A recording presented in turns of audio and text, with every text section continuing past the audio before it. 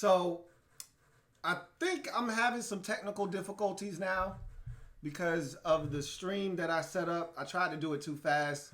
Um, so what I'm going to do is, and I think it's because they have the same exact name. I'm going to, let's see. And now the stream seems to be working fine. Oh, gosh. All right. Let's see.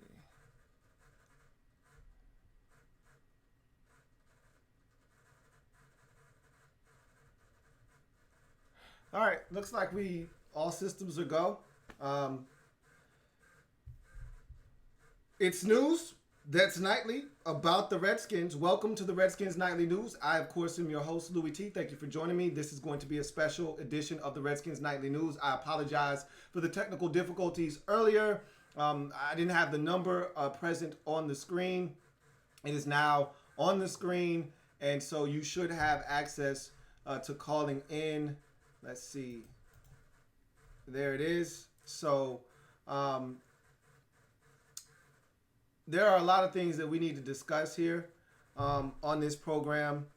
And I really want to give you guys an opportunity, and really the floor is yours to talk about this football team, things that you heard yesterday. I provided you guys with the audio of Bruce Allen's presser yesterday after the firing of Jay Gruden. Also, the new interim head coach, Bill Callahan, spoke as well.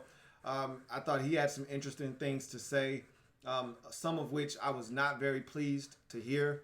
Again, I have a lot of opinions on the things that I heard yesterday. Really, we got nothing from Bruce Allen. It's the same old Jedi mind trick bullshit that we always get from him, where he pretty much talks in circles, uses that politician speak, where he's answering questions without actually answering the question. He's talking, but he's not really anything.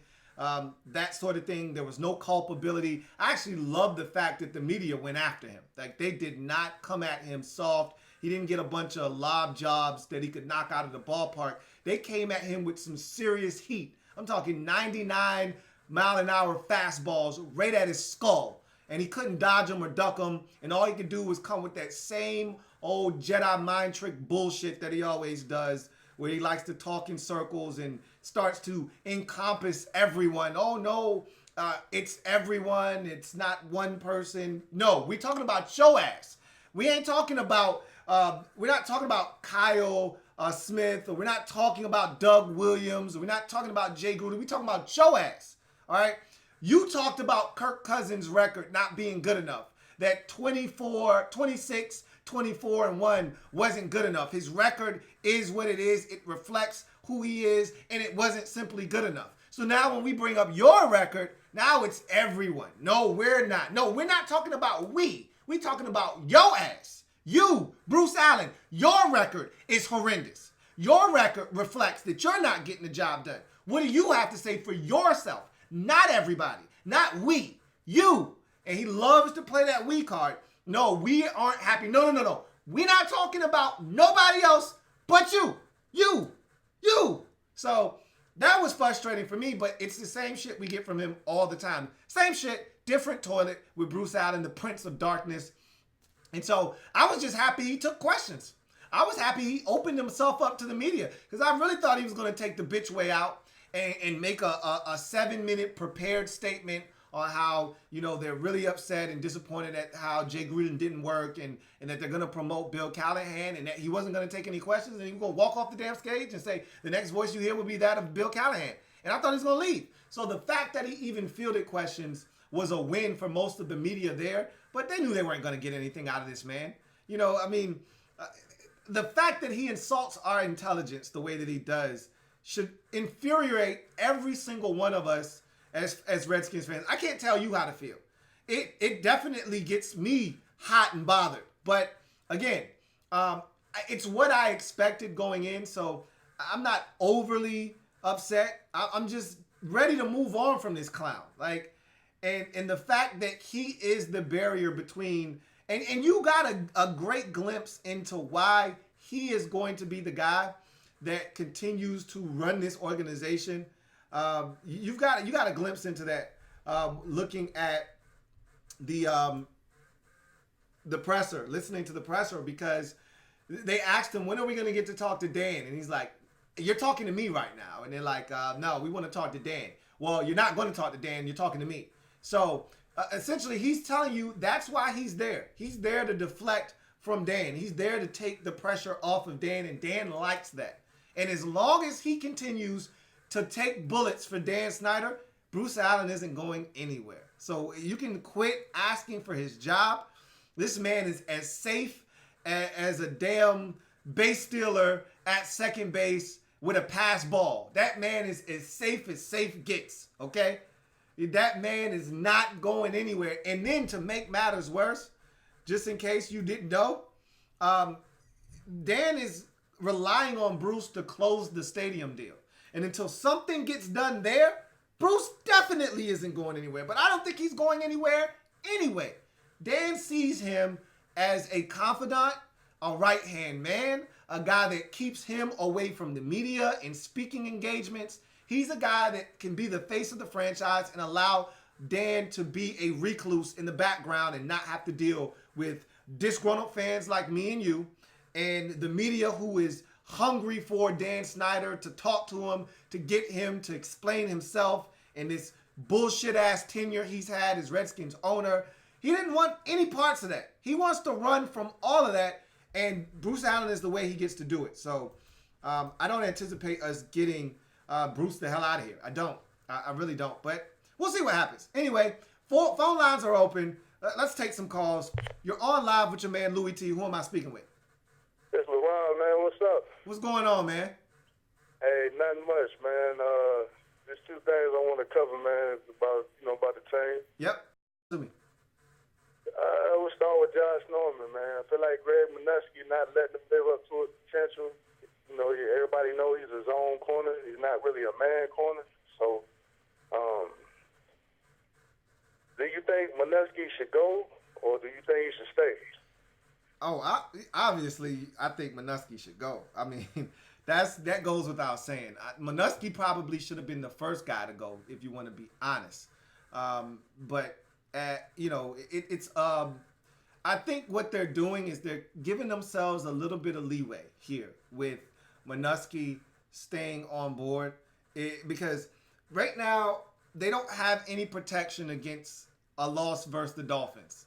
If they lose to the Dolphins, there's going to be more outcry, which I'm past. If they would just play Dwayne Haskins, I wouldn't be mad about anything. I just want to see 7 out on the field getting reps. But if you're going to tell me we're still trying to win games, this, that, and the third, and then you go out and lose to what we perceive to be, and it's funny because we're 0-5, they're 0-4, they stink, we stink. It's funny that people still think that we're somewhat better than the Dolphins. We're just as bad, if not worse, than the Dolphins. But the perception out there is that the Dolphins are way worse than we are and that we need to go into Miami and win. Well, if that's the case and we don't, and the defense gets smashed and Josh Rosen looks like the first-round pick that he was, and we give up 37 to the Dolphins and lose on the road, they need another scapegoat. And I think their scapegoat in that particular instance would be Greg Minuski. And then they're talking about, I read where you call him the Prince of Darkness. He's saying that he wants to trade Trent at the end of the season. Right. Yep. So this is how it was explained to me. D'Angelo Hall was on his podcast with Aaron Hawksworth, where they pretty much talked about D'Angelo talked about a conversation he had with Bruce Allen, and Bruce Allen essentially told him the biggest issue he has with Trent asking for a trade at this point is that you don't ask for a trade now, which is ridiculous. If a guy wants to be traded, it doesn't really matter when he wants to be traded. If he wants out, he wants out. And you shouldn't want players that don't want to be here. So, you know, he was upset that Trent asked for a trade right before the season started. He should have done this in the offseason before the draft so they could have gotten something for him then. Yada, yada, yada. To me, it's all BS, but whatever. Okay, if that's the way you feel, whatever. So now the thought process is that they would trade him, but they want to trade him in the offseason before the draft so that they know what they're getting. Because if you trade him now, let's say you trade him to Minnesota, or let's say you trade him to Cleveland. You don't know what their draft pick is going to be. They could end up with the 27th pick in the draft. You don't want that. That's why they didn't want to do business with the New England Patriots, because they know the Patriots are going to be good. They want to know what they're getting. So if the Browns decide they want to trade for Trent Williams next year, then you can say, well, the Browns got the 11th pick in the draft. I want the 11th pick in the draft, so we'll take that. So they don't want to go into the abyss of the unknown. They want to know what they're getting for Trent Williams exactly. But again, I feel like, look, you roll the dice. You say, look, let's just get what we can from him and move on. They're not subscribing to that, so we'll see what happens. I mean, he's 10 years into his career. What value can you really get for him? I mean, there are teams out there that would still give up a first round pick for him, especially when you look at the Browns situation. They can't protect Baker Mayfield, and there's no hope in sight for them. Unlike like a team like San Francisco, where their left tackle is injured, but he's coming back. Minnesota doesn't have a great left tackle situation. I think they would be interested in a guy like Trent Williams. There are teams out there that think they can win and win now that would, potentially think about giving up some draft capital for him. And now, Coach Callahan said he's going to, run the ball. But, we ain't had a running game all season. So, what do you feel that, what he would do different that Jay wasn't doing? That's to me, that was one of the things I laughed at with Bill Callahan. And I actually didn't think he was too bad behind the mic, which is part of the reason they wanted to give him an opportunity to be the interim head coach. He's done it before. This is not new to him. He knows how to handle the media, so forth and so forth. But for him to step up to the podium and say, yeah, we want to establish the run, and unless you're coming with an entirely different running scheme, there's nothing you can do to spruce up this run game. And you giving Adrian Peterson more attempts, all you're going to do is run this offense into the ground even more so than it already is. Like, this isn't a line that's built. The Redskins need to revamp their whole way of running the football. We need a fullback. And that's what Adrian Peterson is comfortable with. You know what I mean? Like, this whole single back and duo and these pound draws and the run scheme is flawed. It's flawed. I just don't see how you change it, and you can't change this stuff in season. It is what it is. Yeah. So I just think you're stuck. Well, man, appreciate you taking my call, man. Like I said, respect what you're doing for Redskin Nation. Hey, no doubt, LeBron, man. You have a good one, bro. Hey, TTR. All day, every day. All right. So, he brings up a really good point with Callahan that, I wanted to address. But again, I want you guys to address all these things. I don't want to steal anybody's thunder.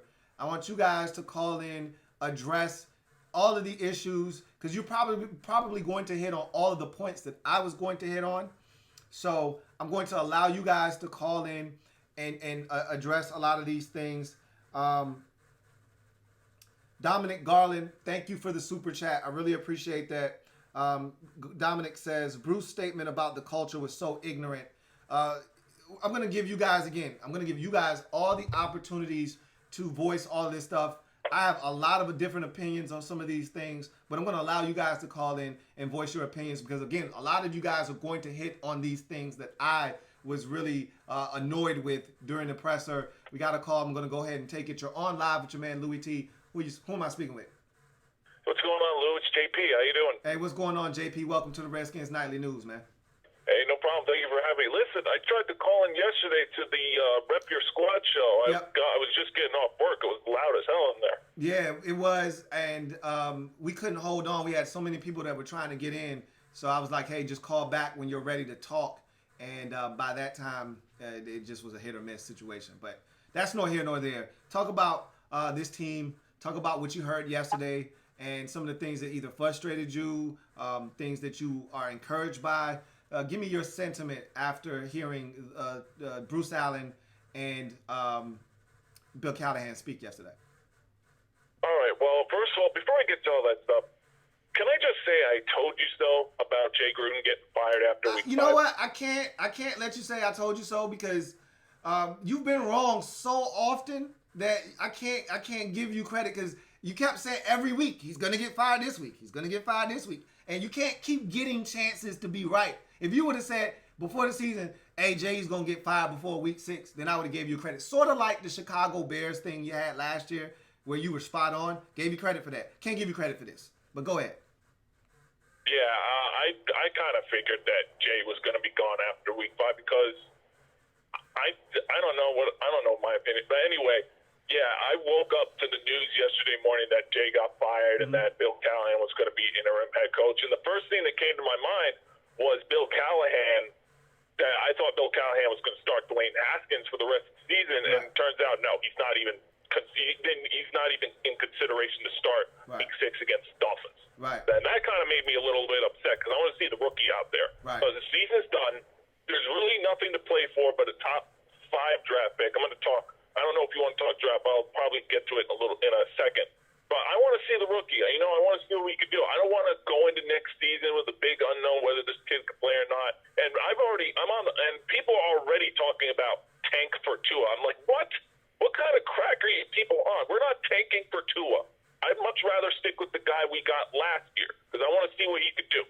Because I don't want another situation with the Cardinals when they drafted Josh Rosen in 2018, and then Cliff Kingsbury comes in and he wants Kyler Murray, and then we got to go in next year with a new head coach, and he's going to want Tua or Herbert or Fromm or whatever quarterback he wants. I don't want that. I'd much rather. Honestly don't know what. I don't know. First of all, I don't know who wants this job, and I don't know if any of the if the guy we bring in is gonna believe in our rookie.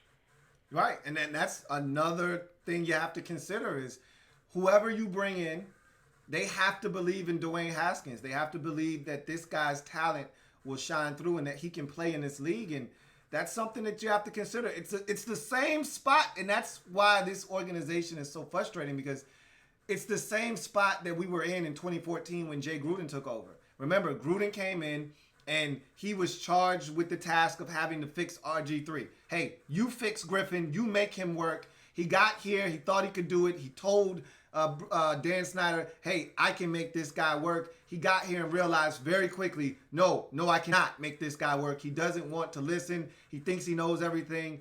And it went to hell in a handbasket. And we're in the same predicament, except that this dude isn't the head case that Robert Griffin III was, but you're still in that same predicament where whomever's coming in, hey, we're going to throw this young guy on you, make it work. And that's a tough position to be in. Yeah, absolutely. I don't think, luckily for us, Dwayne Haskins doesn't seem like a head case. Seems like a humble kid. He wants to get better. He wants to work. He wants to improve his game. Robert Griffin III just wanted to run. He didn't want to pass. So, anyway, talk a little bit about the front office. Then, another thing before I talk about what the press conference yesterday, a couple things I wanted to bring up. One, there are reports that I've heard earlier today that the Redskins have some of our veterans on the trading block.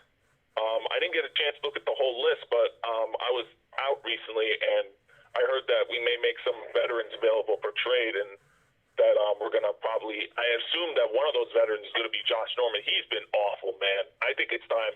I think it's time to move on from him. I was so high on him when we got him in 2016. I thought he was going to come in and do what he did in Carolina, but it just hasn't worked out. It really hasn't. Yeah, I haven't seen that report, but, I mean, who wants Josh Norman at this point? Like, who's giving you anything for Josh Norman? I mean, what are you going to get, a hot ham and cheese sandwich for him? I mean, at this point, you're pretty much stuck with him. We might just end up cutting him at the end of the year. Yeah, I don't anticipate the Redskins. We're not. First of all, you're giving us credit for being a smart enough organization to realize that we're in a total reboot and that we need to start off in some of the assets that we have to acquire draft capital. We're not smart enough as an organization to, one, acknowledge that we aren't in a position of winning football, and so we need to start building for the future. When have we ever admitted that we're not close? That's been Bruce's moniker the last 3 years. We're close. The guy's an imbecile. So the Prince of Darkness isn't going to admit that we're in a rebuild and that we need to start offing some of these guys that have value. No way. I don't see it happening. Yeah, speaking of the Prince of Darkness, Bruce, Mother Effin Allen, as you like to call him, the hell was he saying? And you know what really irked me off at that press conference? The fact that he said the culture here is pretty damn good. What? What the hell is this guy on? He knows the culture. Everybody, the media could see it, the outsiders could see it, the experts on NFL Insiders, NFL Live on ESPN, they know that the culture in Washington is toxic. Bruce Allen just doesn't get it. Either he got dropped on his head as a kid, or he just doesn't have a brain. I don't know. Well, that's never been a strong suit of this organization, to be self-aware. So, I mean, why would you think that would change now? That's never been their thing. So. Yeah, I do gotta ask this though. The report came out. Another report came out that Daniel Snyder's wish list of coaching candidates includes one of them includes Mike Tomlin, and I was thinking about this because he's still under contract with the Steelers, and I've seen some people say that they would like to have Mike Tomlin because even though I don't like Mike Tomlin as the play caller necessarily, he is a leader of men, and he can keep that. He can keep the locker room from falling apart. I think that's one of the reasons why people want Mike Tomlin, because even though he's not the biggest disciplinarian, at least he'll keep guys in line. But it depends on what the Steelers are going to do with him. I think even though the Steelers don't fire coaches, I think because with Ben Roethlisberger nearing the end of his career, I think it's very possible that you know what, it's time to rebuild. Our quarterback is probably on the verge of retirement, and that we need to get a new coach up in here. We need to connect with the young guys we have on the team, and they'll probably just unload them. So I want to know what you feel about Mike Tomlin. I also want to know how you feel about maybe Mike McCarthy as a head coach. I know you don't like Mike McCarthy, but at least, sorry, I'm driving. That the fact that these guys had Hall of Fame quarterbacks to work with. So I want to know your thoughts. All right, I'm gonna let you go right there on that note, JP, and I'm gonna take these questions that you asked me as I let you go. Appreciate you chiming in, man. Hey, no problem. Thank you. I'm calling at some point again later. All right, sounds good.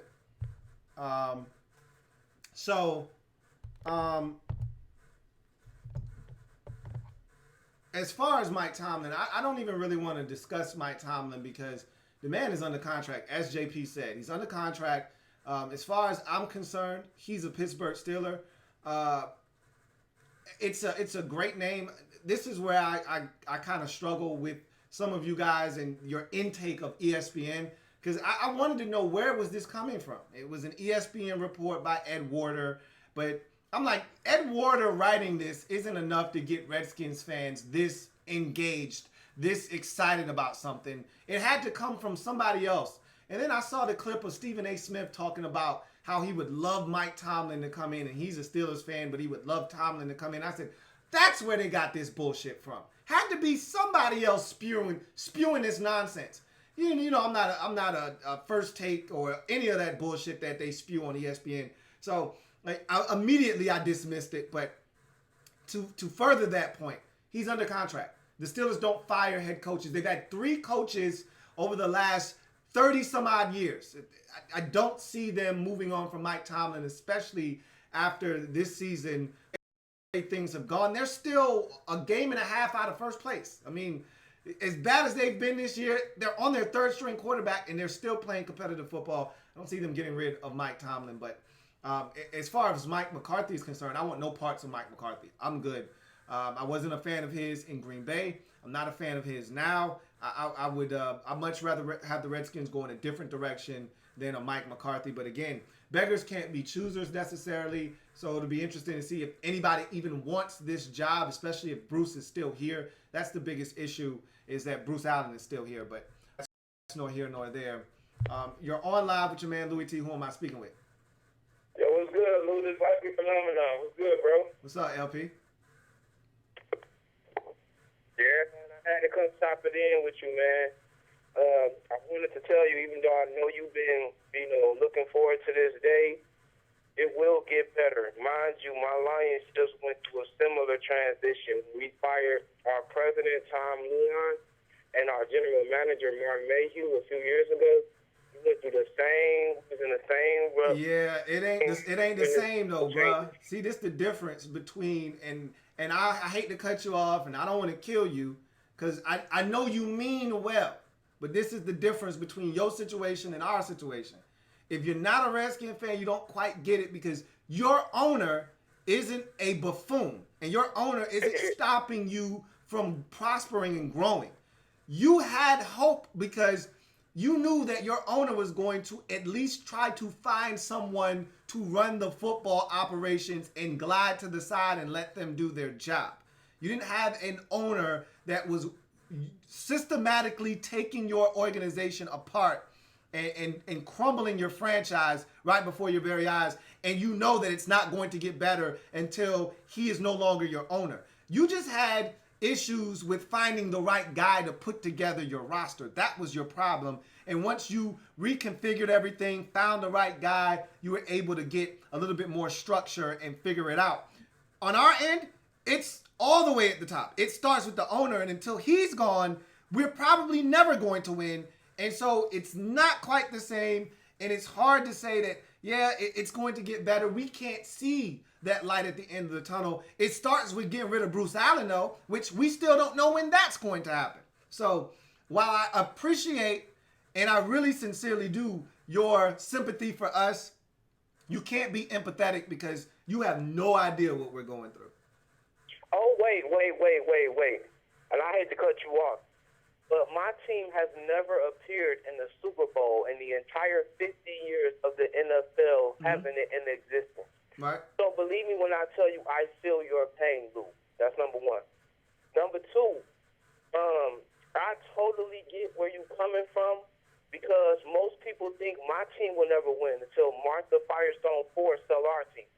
So I totally get where you're coming from. But at the same time, I can say that he will not own your team forever. It may take the man is like 55 for the franchise or him to sell it altogether. The man is not selling anything. LP. Y'all have one. LP. So LP. The man is like 55 years old. Like, unless something happens, and I don't wish ill will on anybody. I don't give a damn how bad I want him to sell or I want somebody else to own the team. I don't want him to be, get sick or anything like that to happen. I don't wish that on anybody.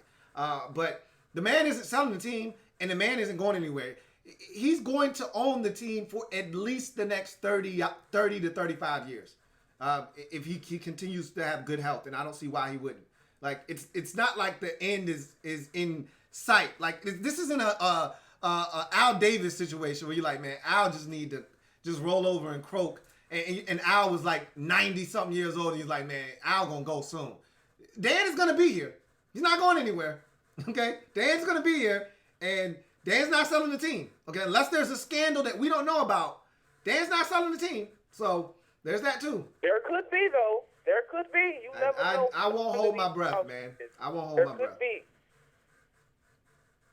But go ahead. I didn't mean to cut you off. I had to say that. I mean, it's cool, man. It's your show, man. Do your thing. But like I said, there have been plenty of times where, my team was literally the laughing stock of the NFL, man. So when I tell you that things can get better, and again, he don't have to own the team for it to happen. His kids could take over or anything. I mean, that's just what happened when my owner died. His wife took over. And she was no longer accepting the losing and the willing to hold on to coaches and all of that. It takes a drastic change, but who knows? Y'all team has had Super Bowl championships. Y'all have had that was under different ownership, LP. The last 20 years have been total hell for Redskins fans. My point is that you have something to hang your hat on. Which is what? LP? Y'all have Super Bowl. Bruh, that's the past. Nobody's living in the past, LP. We're not talking about 1987, 1991, or 1982 anymore, LP. Or 83, I should say. We trying to win now. Imagine if my team had a Super Bowl win.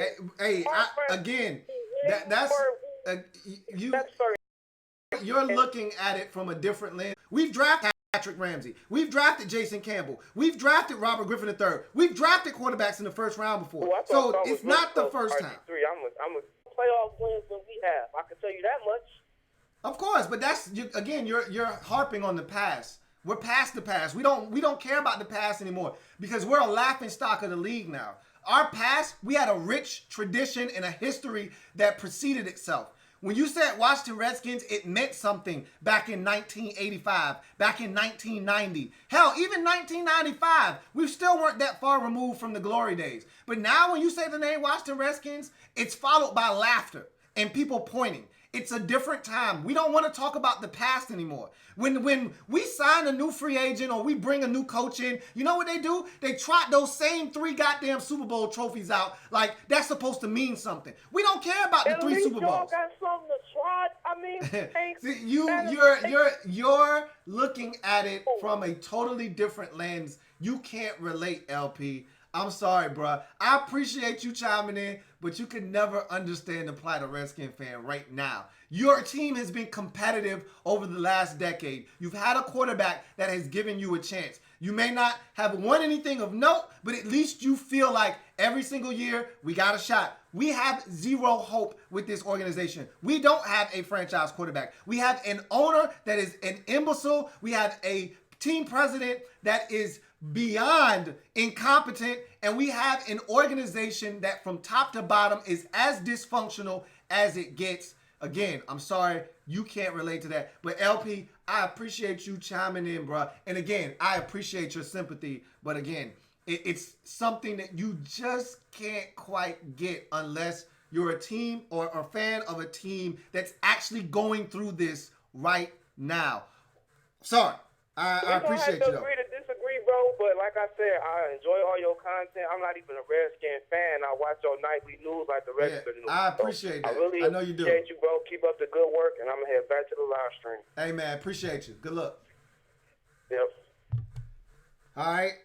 So that was a spirited discussion there and a debate. And I apologize for the choppiness of the stream. I can't really say what's going on with the stream, but all I can tell you is I got another call. I'm gonna go ahead and take it. You're on live with your man Louis T. Who am I speaking with? Hey, you're speaking with DeMarco, man. What's going on, DeMarco? Can you hear me? Yeah. What's going on, man? Hey, man. Mind if I get a few things off my chest? Hey, that's what we're here for, bro. Yeah. I mean, it's like nowadays it feels like, how the way the Redskins just ran, it just, makes you want to, be emotional and all that, because it's like we just can't do anything nowadays. I mean, it's been that way for a while, it seems like. Yeah. It's unfortunate because at one point, being a Redskins fan actually meant something positive. Right now, it's hard to see the future being bright, but you just gotta continue to believe and hope that change is coming, and when it does come, it'll be something that leads us in the right direction. Yeah, man. Yeah, because this organization, is like you said, it's been a train wreck ever since Dan has taken over. Yeah, for sure. Yeah. And the last caller was a Lions fan, and he's talking about, it's going to get better, this, that, and the third, but it's you don't see any light at the end of the tunnel because nothing's going to change, Yeah. Unless ownership changes or unless Bruce Allen is gone. It's hard to think that change is coming, and right now, in our current state, I just don't see change happening. Yeah.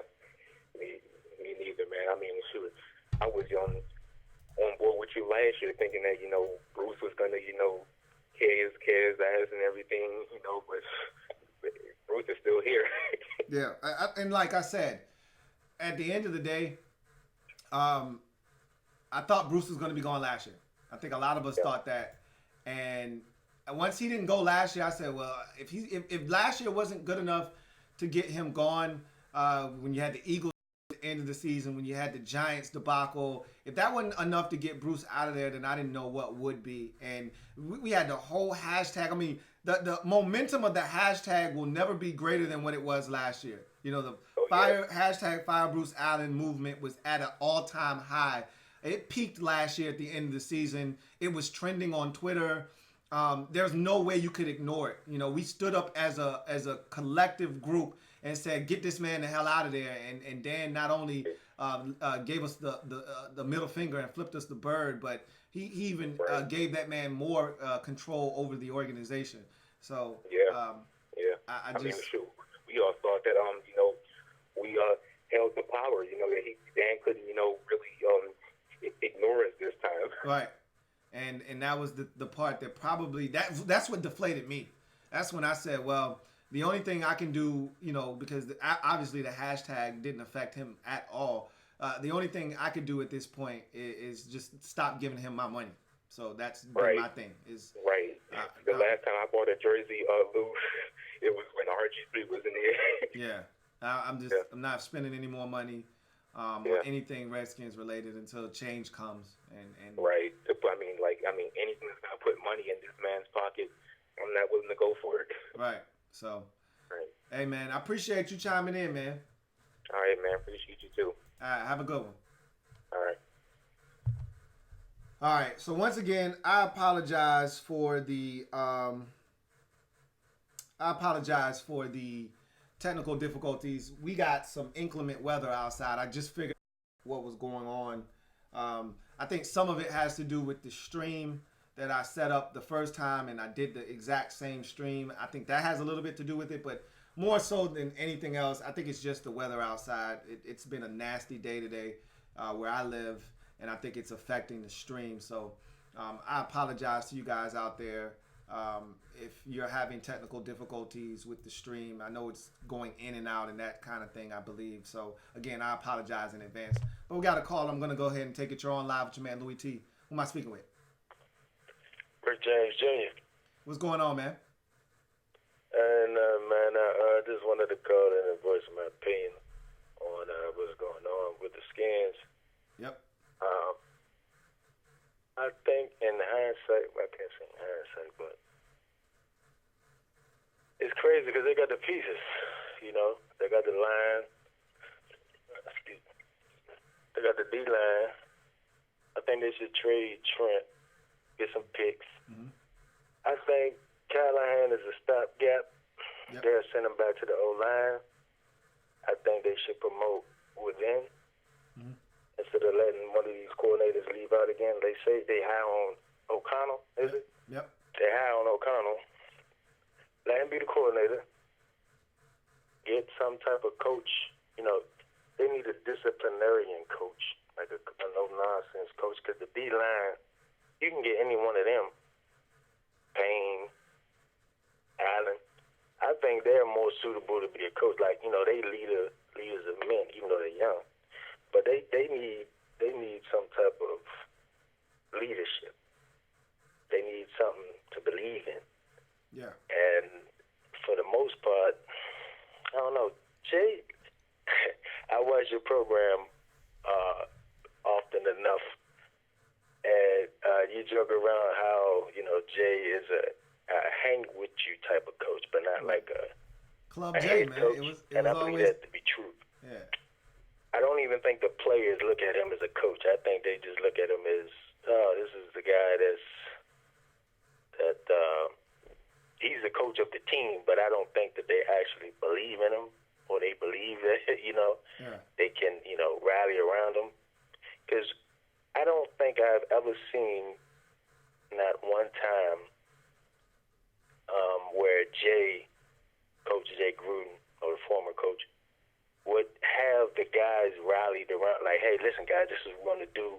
You know how you see coaches or even coordinators on the sideline and they have the guys, they talking to the guys. I don't ever think I've seen that.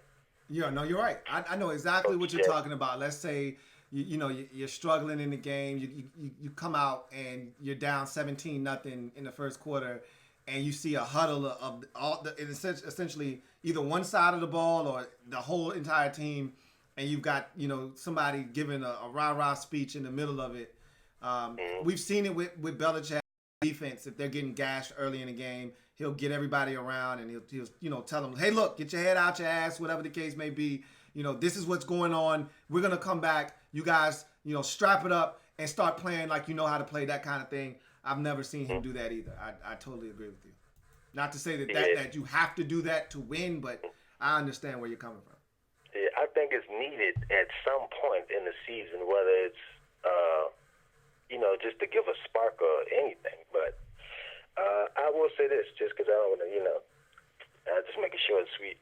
I believe if they don't make a few moves to end the season, because this season is done, I think Callahan is smart, actually, in saying that he's not,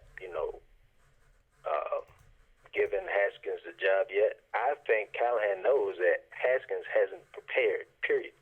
So I believe that he's like, okay, he's not going to start yet, but maybe like 4 games into this, if they have 4 games left and, they have 2 wins, something like that, I think they'll throw Haskins in there. But right now, it would be nice to see him, but if he hasn't been getting the reps, and that's just like Coach Jay said, he didn't want to play him anyway. So I'm pretty sure he hasn't had any practice with the ones. So, and it wouldn't make sense to throw, in my opinion, it wouldn't make sense to throw him out there anyway. But I believe if they don't, because Trent isn't coming back. If they don't trade Trent and get something for him, if they don't do that, then next season is a waste as well. It's a few moves that I think should be made, and I think that's pretty much the only one. I don't really see any other moves that they could make to gain capital. Right. But Trent, I'm pretty sure Trent is not coming back. He was a good guy. He was a good player.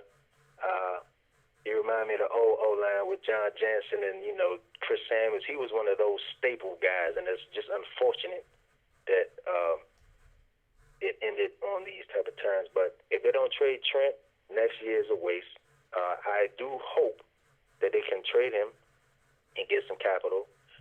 Play Haskins, week, I'd say about week 13, 14 or something like that. When the season is done, you don't have nothing to gain, nothing to lose. The season well, already. As far as, playing time. But I believe that they'll play him with 3-4 games left. Trade Trent. If they can do that next season, they can possibly have something to look forward to, because it's not like the team sucks as far as talent. They just need a leader of men to lead the talent. And once they can do that, I guarantee you they'll be a better team.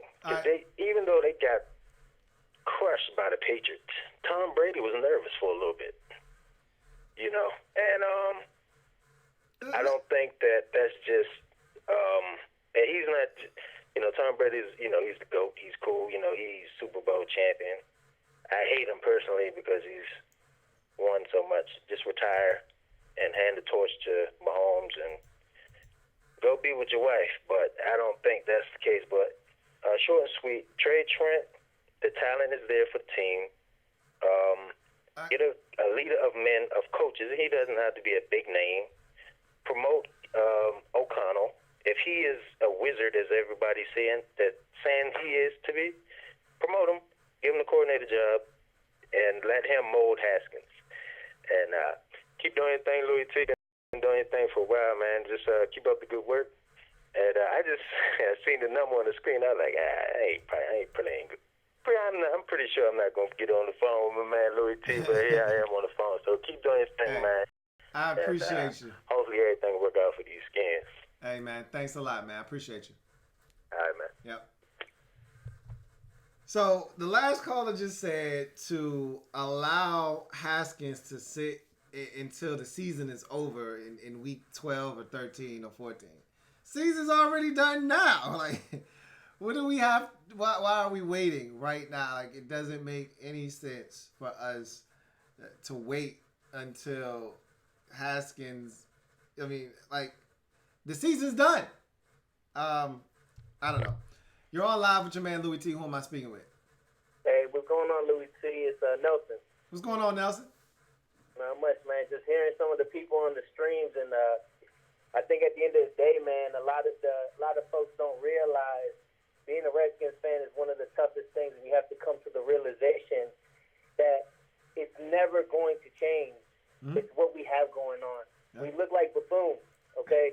Any other team would have been smart enough to trade Trent Williams a while ago. Right. Get a draft pick, get draft capital. Yep. We don't think that way. Right. We think in a very business structure, right, that is more of a corporate business than it is about a football team.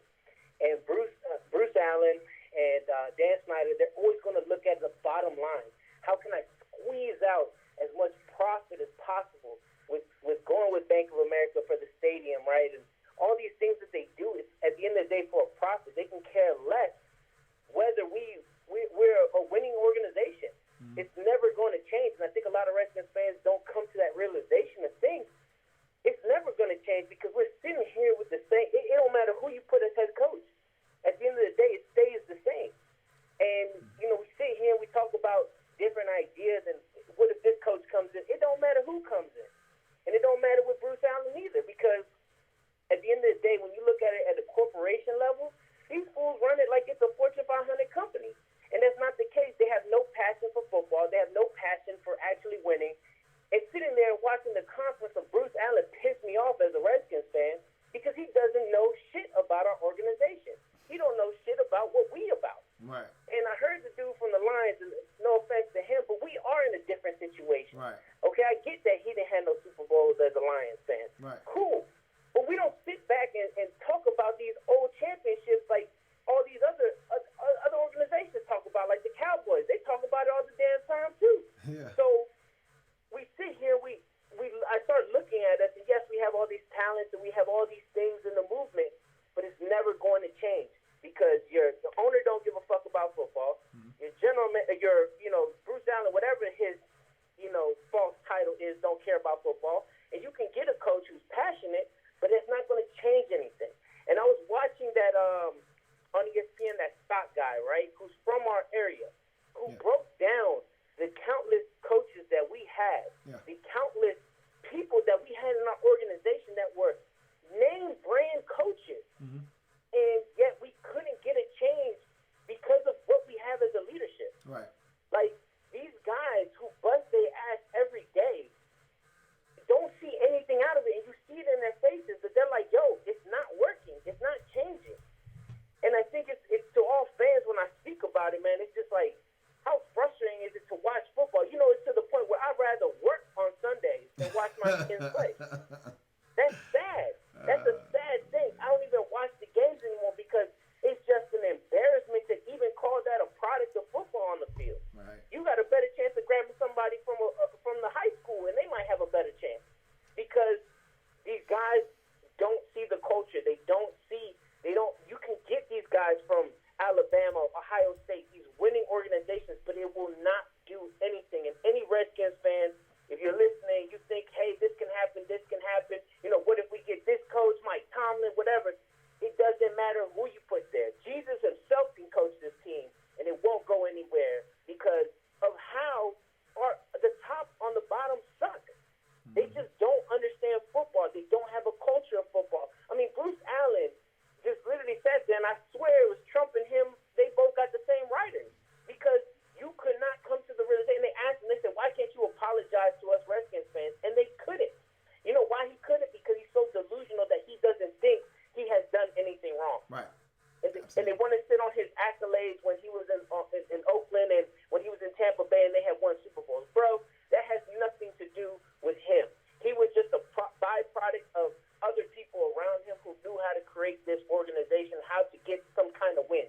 We don't have that. Our nation's capital is dead. And like I was saying before, I don't want to take up too much time, but the segment that the guy on ESPN, the guy who's from our area, Scott, whatever his name is. Scott right? Van Pelt. Yeah. Yeah, and he did that, I want to say kind of like the walkthrough of our history. It shows you how much the Redskins were so impactful and what that meant to our area to really bring in that culture and bring people together. I mean, people from different races, nationalities, everything. We came together for the Washington Redskins back in those days. Yep. And when you see that, you see what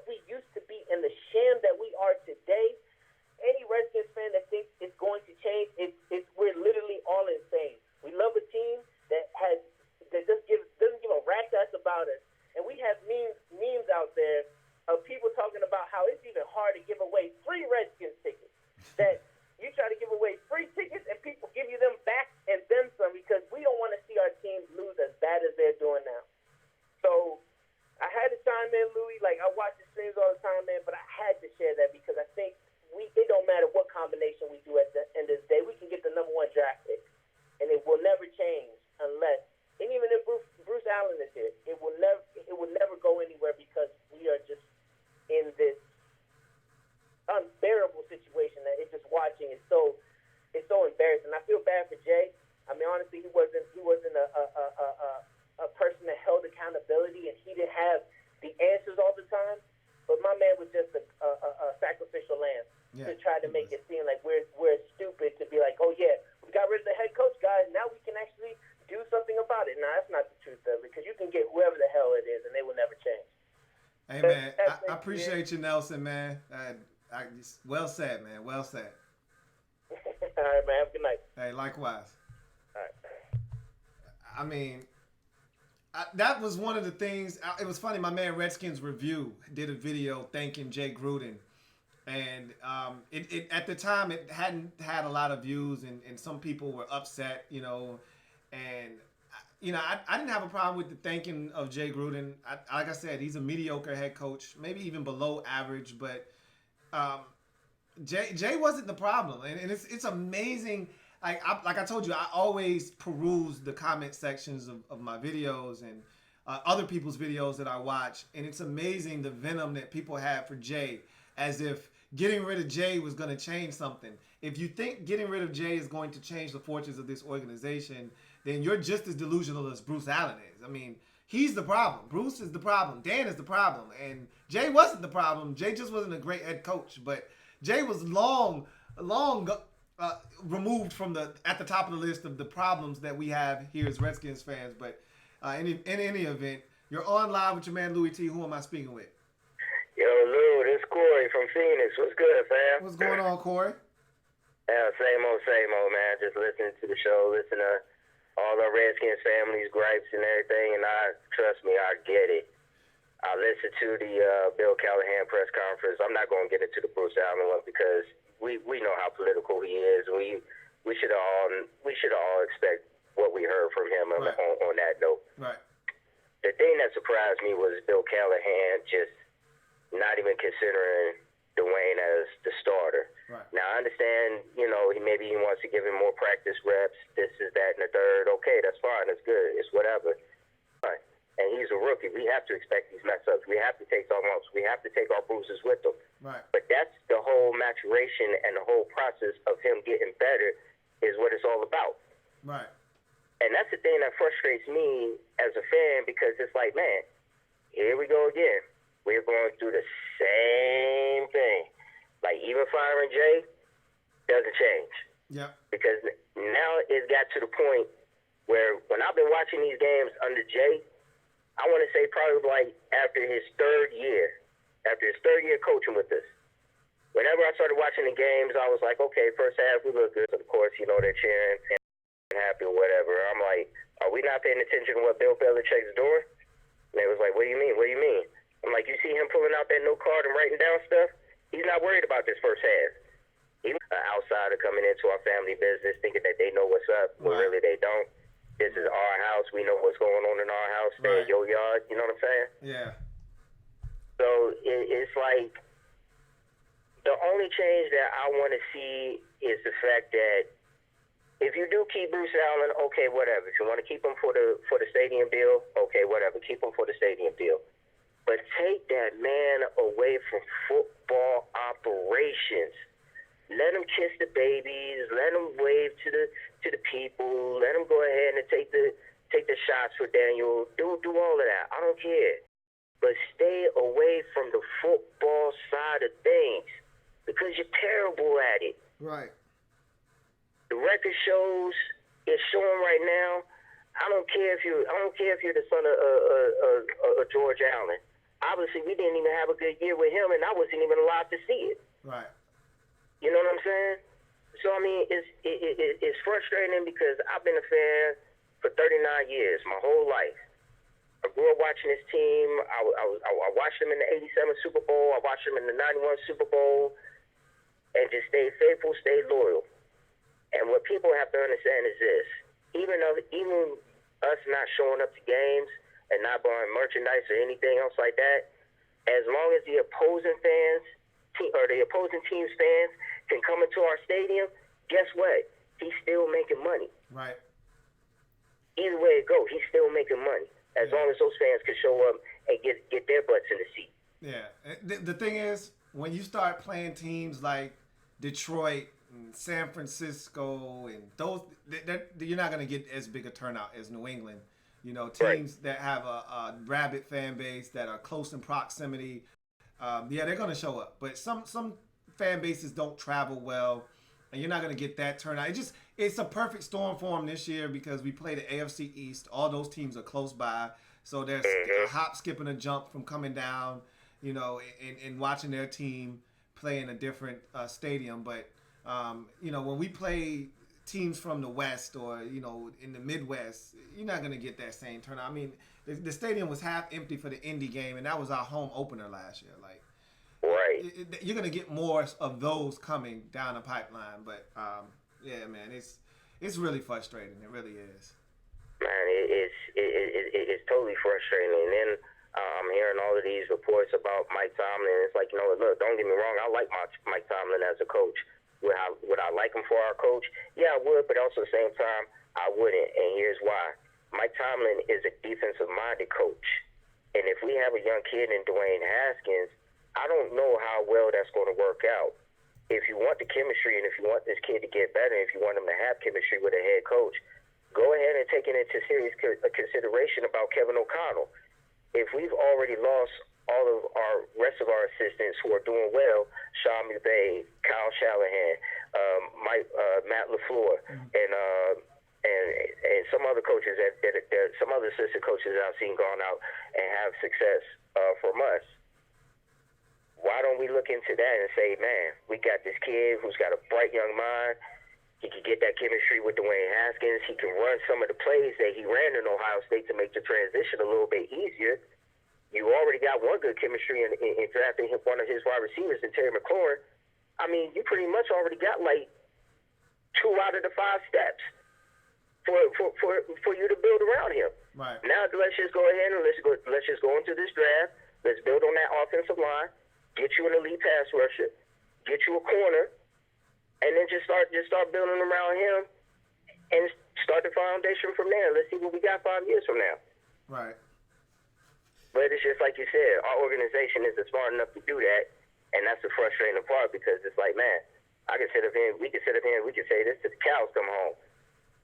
But as long as those two are still in charge, we're going to be going through the same 7 and 9, 8 and 8, 6 and 10, 5 and 11 type seasons, and always going to stay in the top 15 of the draft.